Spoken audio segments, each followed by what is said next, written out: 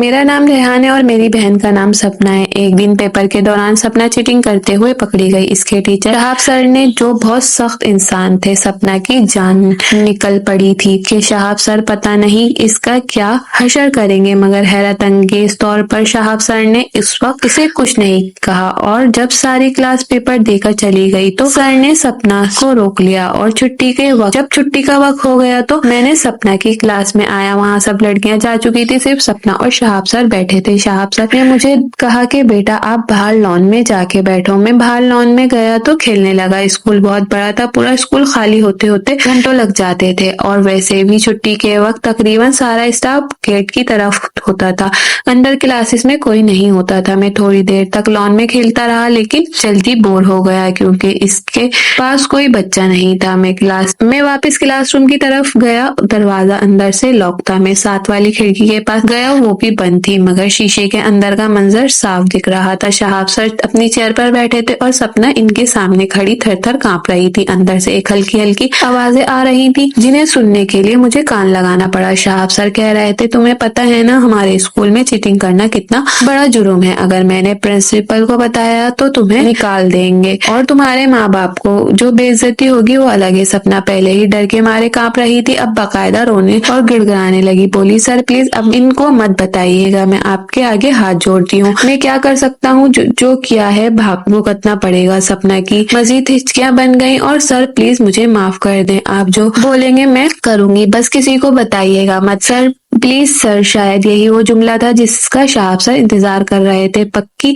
बात है, जो बोलूंगा करूंगी। सपना फौरन आंसू साफ करने लगी और बोली, जी सर, मेरे भाई की कसम ठीक है। फिर मेरा एक काम करो। ये कहकर शहाब सर ने इसे एक कमरे में ले गए और बाद में क्या हुआ ये बात मैं नहीं जान सका। थोड़ी देर बाद सपना रोती हुई बाहर आई और जैसे ही बाहर आई मैंने इसे घेर लिया। मैंने इससे सबसे पहला सवाल किया, आप अंदर क्या कर रही थी? हैरत से मुझे देखा और कहा कि तुम हमें देख रहे थे? मैंने कहा हाँ। वो मजीद डर गई। इसने जल्दी से मेरे मुंह पर हाथ रखा और कहा, अभी जो कुछ भी तुमने देखा है वो किसी को नहीं बताओगे? तुम्हें अम्मा की कसम। मेरे लिए अम्मा की कसम बहुत मायने रखती थी। मैंने वादा किया कि किसी को नहीं बताऊंगा। वो दिन यूं ही गुजर गया। इसके बाद काफी अरसे तक कोई खास वाकया ना हुआ। हमारे फाइनल एग्जाम हो गए। सपना के नंबर बहुत कम आए थे, लेकिन बिला आखिर वो पास हो गई थी।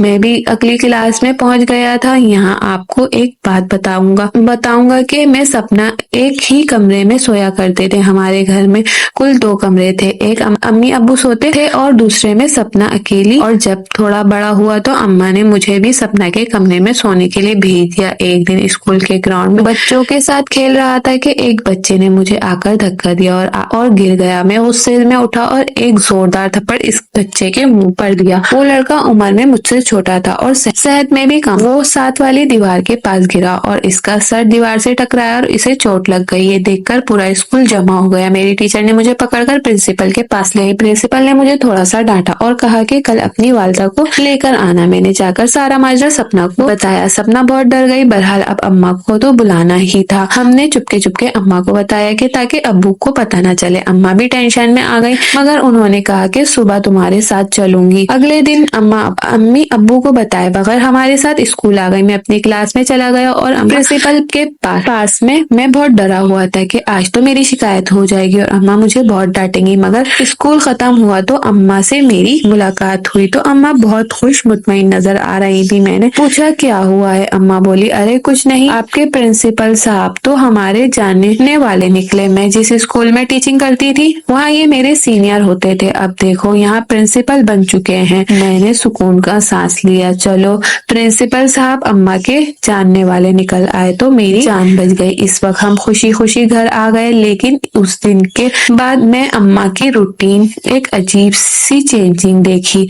अम्मा अब हर दूसरे तीसरे दिन किसी न किसी बहाने हमारे स्कूल के चक्कर लगाती। कभी कहती तुम्हारी टीचर से बात करनी है, कभी कहती वहीं करीब काम से जाना है। फिर वो प्रिंसिपल के ऑफिस में जाकर घंटों तक बैठी रहती। मैंने कई बार अम्मा को प्रिंसिपल से खिलखिलाकर बातें करते सुना। यहाँ मैं आपको अब इनका हुलिया भी बताऊंगा। इनका नाम हम्माद था। इनकी उम्र 50 के आसपास होगी। वो लंबे चौड़े कुसरती जिसामत के इंसान थे। वैसे वो थोड़े सख्तगीर किस्म के थे, मगर जब अम्मा से बात करते तो बड़ी नरमी और हंसी मुस्कुराहट के साथ। एक दिन सपना की तबीयत खराब थी, मुझे अकेले स्कूल जाना था। अम्मा ने कहा कि मैं तुम्हें छोड़ आती हूँ और वापसी पर साथ ले लूंगी। हमारा स्कूल सुबह 9 बजे लगता था और 2 बजे छुट्टी होती थी। इस 5 घंटे के दौरान अम्मा मुसलसल अम्माद सर के रूम में बैठी रही। फिर जब छुट्टी हो गई तो अम्मा के पास आया और अम्मा ने मुझे बाहर रुकने का कहा। थोड़ी देर में पूरा स्कूल खाली हो गया, मगर हम लोग स्कूल में ही थे। मैं बहुत बोर हो रहा था क्योंकि अम्मा जाने का नाम नहीं ले रही थी और हमाद सर इनसे मुस्कुरा मुस्कुरा कर बातें कर रहे थे। बिला आखिर में इनके कमरे के पास गया और दरवाजे से छुपकर इनकी बातें सुनने लगा। हमाद सर कह रहे थे कि शबाना, वो भी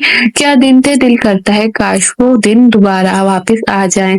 अम्मा बोली, हाँ दिल तो मेरा भी यही चाहता है, मगर वक्त बदल गया है। मैं शादीशुदा और 2 बच्चे की माँ हूँ। सर बोले, मेरी शादी को भी 20 साल हो चुके हैं और मेरा बड़ा बेटा जवान होने वाला है, लेकिन दिल ये बातें कहाँ देखता है। अम्मा बोली, जानती हूँ, इसलिए तो रोज बहाने से यहाँ आ जाती हूँ। फिर हमारे सर ने शरारत से बोला, क्यों ना आज फिर वो पुराना गेम खेले। अम्मा बोली, पागल हो गए हो क्या यहाँ स्कूल में। सर ने कहा, डरो मत, यहाँ कोई नहीं आएगा। अम्मा बोली, और मेरा बेटा, अरे वो छोटा है, इसे किसी काम में लगा देंगे। ये सुनकर अम्मा सोच में पड़ गई। फिर वो बाहर आई, मुझे देखकर बोली, अरे तुम यहीं खड़े हो। मैंने कहा, अम्मा मैंने पर्स से पैसे निकाल कर दिए और कहा, जाओ कैंटीन से सैंडविच ले आओ। मैं खुशी खुशी पैसे लेकर सैंडविच लेने चला गया। सैंडविच तो 5 मिनट में ही खत्म हो गया। अब दोबारा बोर होने लगा। मैंने दोबारा हम्मा सर के रूम के पास आया, मगर वहाँ कोई नहीं था। मैं अम्मा को ढूंढने इधर उधर जाने लगा। जब इस स्टाफ रूम के पास से गुजरा तो मुझे वहाँ से बोलने की आवाजें आ रही थी। फिर मैं ऐसे ही किताबें लेकर बैठ गया। थोड़ी देर बाद अम्मा बाहर आई और मुझे लेकर गेट की तरफ आने लगी। फिर हम बाहर आकर रिक्शे का इंतजार करने चले गए क्योंकि स्कूल वैन जा चुकी थी। कुछ देर बाद एक बड़ी सी गाड़ी हमारे पास आकर रुकी। मैंने देखा इसमें हम्माद सर बैठे थे। उन्होंने अम्मा को कहा कि चलो तुम दोनों को छोड़ दूं। अम्मा हिचकिचा रही थी। उन्होंने हल्की आवाज में सर से कहा कि वहाँ कोई देख लेगा। सर ने कहा, फिक्र मत करो, घर से थोड़ा दूर उतारूंगा। फिर हम दोनों गाड़ी में बैठ गए और पहली बार इतनी बड़ी गाड़ी में बैठा था कि गाड़ी में एसी चल रहा था, जिसकी ठंडक बहुत ज्यादा थी। हमारे घर में तो एसी था ही नहीं। सर ने वादे के मुताबिक हमें गली के कोने पर उतार दिया। हम दोनों घर वापस आ गए। मैंने अपने किसी भी अमल से अम्मा को ये पता नहीं चलने दिया कि मैं सब कुछ देख चुका हूँ। इस वाक़े के बाद कोई अहम वाक़या नहीं हुआ। अलबत्ता एक चेंज मेरे अंदर आया, वो ये कि मैं बहुत होशियार हो गया। अब मैं हर चीज को बड़ी बारीकी से देखता और परखता। वक्त गुजरता रहा और हम सबके अंदर मुख्तलिफ तब्दीलियां आने लगी। सबसे ज्यादा तब्दीली मेरी बहन सपना में, जिसका कद तेजी से बढ़ रहा था और वजन भी ज्यादा हो रहा था। देखते देखते कई साल गुजरे। अब मैं बचपन से लड़कपन की तरफ आ गया। अब मुझे औरतों और मर्द के मामलात में बहुत हद तक समझ आने लगी। आपकी सपना काफी बड़ी हो गई थी। वो स्कूल खत्म करके कॉलेज जाने लगी थी। इसकी जिसामत अम्मा से भी बहुत मिलती जुलती थी। बहरहाल इन्हीं दिनों हमारे घर में कुछ मसाइल रहने लगे। अब्बू की दुकान की कमाई से घर चल नहीं पा रहा था। एक दिन चचा ने अब्बू से कहा कि अब इन्हें कारोबार बढ़ाना चाहिए। ये छोटी सी दुकान इन्हें ज्यादा कुछ नहीं दे सकती। इन्होंने कहा कि अब्बू मकान बेच दें और पैसे कारोबार में लगाएं। अब्बू बोले, अच्छा मैं और रहूंगा कहाँ। चचा बोले, क्या मेरा घर आपका नहीं? 3 मंजिला इमारत है और घर में हम सिर्फ 3 लोग हैं। आप मेरे साथ शिफ्ट हो जाएं। नहीं छोटे, मैं तुम पर बोझ नहीं बनूंगा और तुम घर में अकेले थोड़ी हो। तुम जानते हो तुम्हारी बीवी जमीला हमें कुछ खास पसंद नहीं करती। इस सब की फिक्र आप मत करें। वो घर मेरा है और अपनी मेहनत की कमाई से बनाया है। जैज में नहीं मिला। और जमीला होती कौन है? हम भाइयों के बीच बोलने वाली। मैं वादा करता हूँ कि आपसे इस मुतालिक कोई बात नहीं करेगी। अब्बू मान नहीं रहे थे, मगर अगले कुछ दिनों में चचा ने मुसलसल जिद करके इन्हें मना लिया। किस्सा मुख्तसर ये कि अब्बू ने मकान और दुकान दोनों बेच दिए और नॉर्थ नाजमाबाद में एक मिनी मार्ट खोला और हम चचा के घर ऊपर वाले फ्लोर में मुंतकिल हो गए। आगे बढ़ने से पहले मैं चचा की फैमिली का मुख्तसर तारुफ करा दूं। चचा की बेगम जमीला चाची थी और इनका एक बड़ा बेटा था जो मुझसे 2-3 साल बड़ा था और सपना से 2-3 साल छोटा था। जमीला चाची और इनका बेटा दोनों थोड़े से मगरूर से थे। हालांकि इनका बेटा खालिद मेरा दोस्त था, लेकिन वो भी कभी कभी अपने अब्बा के पैसों पर नाज करता नजर आता था, जबकि जमीला चाची में तो ये आदत कूट कूट के भरी हुई थी। वो जब भी मिलने आती तो मेरी अम्मा को बंद अल्फाज में गुर्बत के ताने देती, इनकी जिस्म बहुत भारी थी। मेरी अम्मा काफी स्लिम, स्मार्ट लेकिन सेहतमंद थी। जब हम इनके घर शिफ्ट हुए तो खालिद का रवैया हम दोनों के साथ बिल्कुल बदल गया। अब वो हम दोनों के साथ बहुत घुल मिलकर रहता, खुसूसन सपना आपी की तरफ वो खूब तवज्जो देता। चच्ची के रवैये में भी बहुत तब्दीली आई, लेकिन अभी इनका खासा गुरूर झलकता था। एक दिन घर के सब बड़े काम से बाहर गए हुए थे, घर में बस हम तीन थे। छुट्टी का दिन था, इसलिए कोई खास काम नहीं था। हम तीनों ने खेलने का प्रोग्राम बनाया। मैं लूडो खेलना चाहता था, लेकिन खालिद बस जिद तक के छुपन छुपाई खेले। मैंने कहा यार ये बच्चों का खेल है। कहने लगा मजा आएगा अगर खेलेंगे तो। मैं इसकी बात मान गया।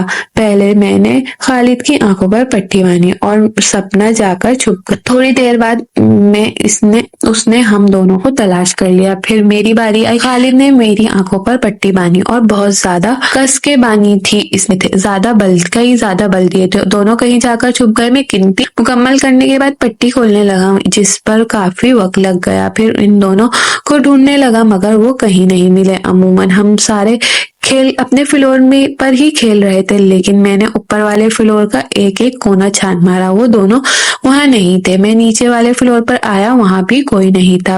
अब बस छत वाला फ्लोर बाकी था। वहां बस दो बड़े कमरे थे जो खाली थे। एक बड़ा सहन था और एक पुराना स्टोर रूम था जहां घर का काट कबाड़ जमा होता था। मैं दोनों को तलाश करता हुआ वहां पहुंचा। मुझे स्टोर रूम में हल्की हल्की आवाज आई। मैं समझ गया कि इन दोनों में से कोई एक वहां पर है। मैं चुपके इस तरफ बढ़ा ताकि इसे सरप्राइज कर सकूं। जब करीब पहुंचा तो अंदाजा हुआ कि अंदर से एक नहीं दो आवाजें आ रही। ये आवाजें यकीनन सपना और खालिद की ही थी। सपना बोल रही थी कि क्या कर रहे हो, मैंने तुम्हें कितनी बार मना किया है, अब तो मेरा अंदर झांकना बनता है। अंदर गुप्त अंधेरा था, इसलिए कुछ नजर नहीं आ रहा था। इतने में हवा का झोंका आया और खिड़की की हल्की सी खुल गई। सूरज की रोशनी अंदर दाखिल हुई तो मैंने देखा खालिद सपना दोनों प्यार की बातें कर रहे थे। ये देखकर मुझे बहुत गुस्सा आया। मैंने सोचा अभी अंदर जाऊं और खालिद को दो हाथ लगाऊं। फिर ना जाने मुझे क्या हुआ, मैंने बाहर खड़े होकर ही आगे की कार्रवाई देखने का फैसला किया। अब मैं सब कुछ समझ चुका था कि ये सब कुछ सपना की रजामंदी से हो रहा है, यानी मेरा खालिद से नाराज होना या इस पर शक करना बेकार था।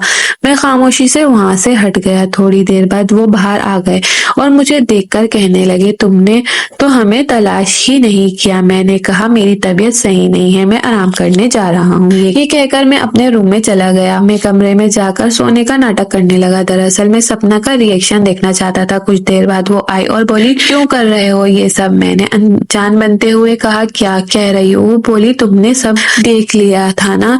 मैं चुप रहा। वो बोली फिर कुछ बोला क्यों नहीं, इसे क्या बोलता जब तुम खुद ही राजी थी। तो मैं अपनी मर्जी से राजी नहीं थी। क्या मजबूरी है मुझे भी बताओ। ये हम इस घर में रहते हैं कि इसका नहीं चचा का घर है। हाँ तुम ठीक कह रहे हो, मैंने भी यही कहा था कि उसने बोला कि जाओ शिकायत कर दो तो क्या होगा, मुझे थोड़ा सा डांटेंगे, शायद एक आध हाथ भी मारेंगे, मगर तुम बदनाम हो जाओगी। तुम्हारे अब्बू को पता चलेगा तो एक सेकंड इस घर में नहीं रुकेंगे, तुम बेघर हो जाओगे। मुझे अब खालिद पर गुस्सा आ रहा था। वाकई सपना मजबूर थी। अच्छा सुनो, वो सिर्फ तुमसे बातें ही कर रहा था और जो आज कर रहा था, हाँ वो सिर्फ बातें ही कर रहा था। मैंने इसे कभी आगे नहीं बढ़ने दिया। ठीक है मैं कुछ करता हूँ। अच्छा क्या करोगे तुम टेंशन मत लो, सब ठीक हो जाएगा। हालांकि सच ये था कि मेरे पास करने को कुछ नहीं था। मैं बस झूठी तसल्ली दे रहा था और वो मेरी तसल्ली में आ गई और वहां से चली गई। मैं बिस्तर पर लेटा काफी देर सोचता रहा क्या करना चाहिए। काफी देर सोचने के बाद मुझे एक हल सोचा कि खतरा बहुत ज्यादा था, मगर रिस्क तो लेना ही था। ये तरकीब आने के बाद इत्मीनान से सो गया। कुछ दिन यूं ही गुजर गए और कुछ दिन बाद में हमारी गर्मियों की छुट्टियां शुरू हो गई। अम्मा सपना को लेकर नानी के घर चली गई। वो हर साल जाती थी और कम से कम 2-3 हफ्ते रुक कर आती थी। अब्बू और चचा काम पर चले जाते। खालिद अपनी क्लासेस ज्वाइन कर लेता। इसके अब्बा इसे स्पोर्ट क्लासेस, स्विमिंग क्लासेस और कोचिंग क्लासेस में हर जगह भेज देते। मुख्तसर ये कि वो और चच्ची अक्सर घर में अकेले अकेले होते थे और यही मेरे लिए गोल्डन चांस था। यूं तो अमूमन चच्ची अपने फ्लोर पर होती थी और मैं ऊपर वाले फ्लोर पर, मगर कभी कभार सामना हो जाता था। एक दिन ऐसा ही मौका पर नीचे आया, देखा तो चच्ची आईने के पास खड़ी बाल बना रही थी। शायद अभी अभी नहाकर आई थी, क्योंकि इनके तमाम बाल भीगे हुए थे और जिस्म भी। सच पूछो तो चच्ची गजब लग रही थी। मैंने चच्ची को कहा कि मुझे उर्दू बाजार जाना है। वो रुक के लहजे से बोली, तो जाओ, मैं क्या करूं। मैंने कहा, अकेला नहीं जा सकता, अम्मा ने मना किया है। चच्ची बोली, तो आप मेरे साथ चल लेना। क्यों चच्ची, अम्मा होती तो इनके साथ जाता। मेरा जाना बहुत जरूरी है इन्हें भाई, मैं नहीं जा सकती, मुझे बहुत काम है। चच्ची प्लीज चले ना, अभी तो सब घर से बाहर हैं, काम आप बाद में भी कर सकती हैं, तुम क्यों पीछे पड़े हुए हो।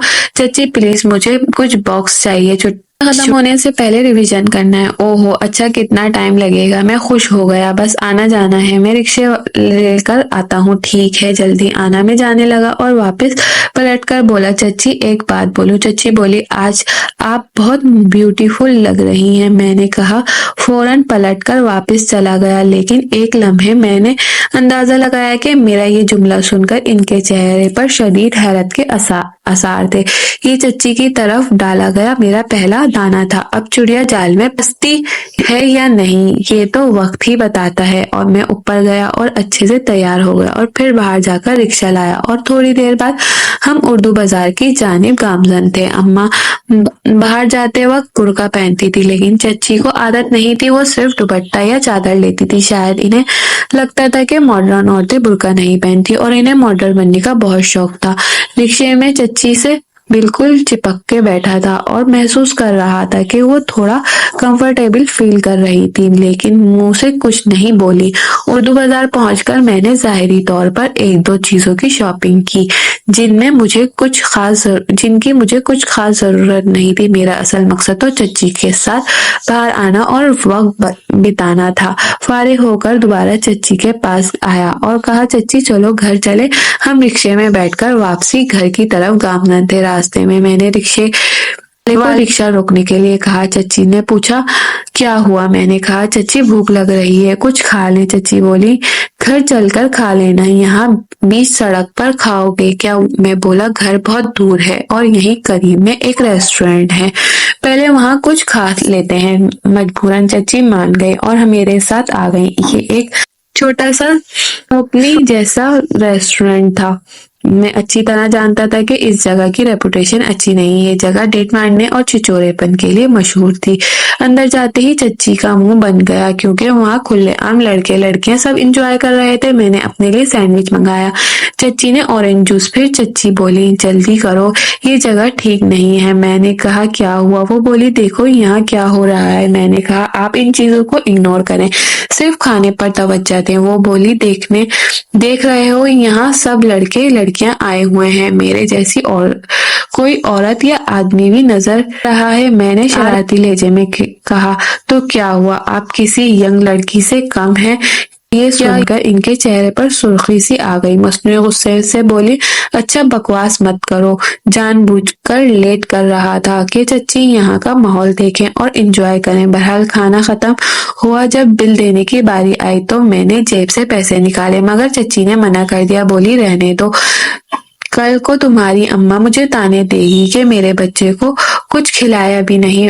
घर में जानता था कि ये बहाना है, वो अपनी खुशी से बिल दे रही हैं। घर वापस आकर वो अपने कमरे में चली गई और मैं ऊपर ने एक ही दिन में 2 मरतबा चच्ची को लाइन मारी थी और मुझे पूरा यकीन था कि इसका रिस्पॉन्स मिलेगा। इसके बाद काफी दिन तक कुछ नहीं हुआ, लेकिन चच्ची के रवैये में बहुत तब्दीली आ गई। अब वो मेरे साथ कभी रुखे लहजे में बात नहीं करती, बल्कि जब भी कुछ अच्छा बनता मेरे लिए खाने के लिए खास तौर पर भेजती। फिर एक दिन बिलाखिर वो लम्हा आ ही गया जिसके लिए मैंने सब प्लानिंग की थी। हुआ ये कि एक दिन चच्ची के भाई के घर से फोन आया कि इनकी भाभी की तबीयत खराब है, इनके पास कोरंगी जाना है। खालिद बिजी था और चच्चा घर पर नहीं थे। मौका का फायदा उठाकर अपनी खिदमत पेश की और कहा आपको ले जाता हूँ। इत्तेफाक से घर में खालिद की बाइक भी मौजूद थी। पहले तो चच्ची ने नखरे दिखाए, फिर मान गई। थोड़ी देर बाद चच्ची को अपने पीछे बिठाया और कोरंगी जा रहा था। अभी हम बलोच कॉलोनी के पुल पर उतरे ही थे कि खड्डों के बायस मेरी बाइक फिसल गई और चच्ची और हम दोनों कीचड़ में जा गिरे। तो नहीं लगी थी, मगर उठे तो कपड़ों की हालत खराब थी। अस्पताल अभी खासा दूर था। मैं चच्ची से पूछा अब क्या करें। चच्ची बोली इस हालत में अस्पताल तो जा नहीं सकते और घर भी बहुत दूर है। मैंने कहा फिर क्या किया जाए। चच्ची कुछ देर सोचकर बोली यहाँ महमूदाबाद के करीब मेरी एक दोस्त का घर है, वहां चलते हैं। मैं चच्ची को बिठाकर वहां चल पड़ा, मगर घर में ताला लगा था। चच्ची ने वहीं खड़े खड़े अपनी दोस्त को कॉल की। उसने बताया कि वो रात तक आएगी। चच्ची ने अपनी हालत और अपनी मजबूरी बताई तो इसने कहा कि अगर ऐसी मजबूरी है तो चाबी बराबर वाले घर में है, वहां से ले लो। चच्ची ने ऐसा किया। थोड़ी देर बाद हम दोनों घर के अंदर थे। वो घर भी बड़ा और शानदार था। चच्ची ने कहा मेरे लिए तो कपड़े मिल जाएंगे, तुम्हारे लिए क्या करूंगे। मैंने कहा देख ले जो भी हो सकता है। चच्ची अंदर गई और अलमारी से 2 जोड़े निकाल कर लाई। मेरे लिए एक जीन्स और एक शर्ट थी। चच्ची ने कहा ये कि दोस्त के हस्बैंड के कपड़े हैं। कपड़े मुझे थोड़े ढीले लग रहे थे लेकिन गुजारा हो सकता था। चच्ची ने मुझे कहा कि पहले मैं नहाकर आ जाती हूँ, फिर तुम चले जाना। और शायद यही वो लम्हा था जिसका मुझे काफी अरसे से इंतजार था। चच्ची ने कहा कि दरवाजा अंदर से पूरी तरह लॉक कर दो ताकि कोई ना आ जाए। फिर चच्ची बेडरूम के साथ अटैच बाथरूम में चली गई। मैं बाहर ही रहा। जैसे ही मैंने दरवाजा बंद होने की आवाज सुनी तो मैं बेडरूम में चला गया, लेकिन यहाँ तो दरवाजा बिल्कुल बंद था। अंदर झांकने की कोई जगह नहीं थी। फिर मैं कुछ सोचकर बाहर आया, घर का पूरा जायजा लेने लगा। थोड़ी देर बाद चच्ची ने बाहर आकर मुझे कहा कि जाओ नहा लो, लेकिन मैं टिकटिकी बहाने चच्ची को गीले कपड़ों में देख रहा था। मैं इतना घूर रहा था कि आखिर वो पेंग गई। फिर चिल्लाकर बोली सुनाई नहीं दे रहा। उन्हें की एक्टिंग करता हुआ बोला चच्ची फ्रेश होने के लिए। फिर मैं फ्रेश होने के लिए चला गया। फिर अगले कुछ मिनटों में हम फिर कोरंगी रोड पर थे। फिर ऐसे ही बातें करते करते हम अस्पताल पहुंच गए।